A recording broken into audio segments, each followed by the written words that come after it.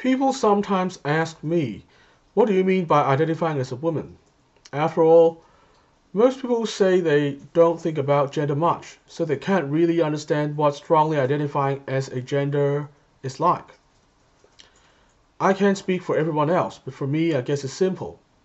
It goes back all the way back to early childhood, as early as I was taught that there were boys and girls.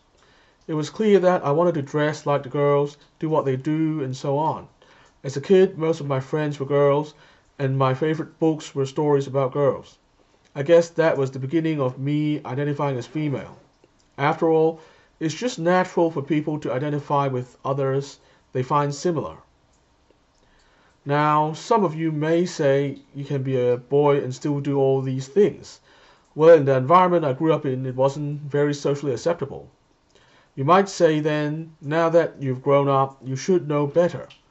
But again, it's not that simple. Even if I could be a feminine man, I wouldn't be happy. You see, I also had gender dysphoria, in that I didn't like to be physically male.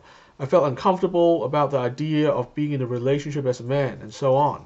And these feelings increased as I grew up, reaching a crisis when I was in my teens. So this is what being trans is like, at least for me. I hope my story will help more people understand us.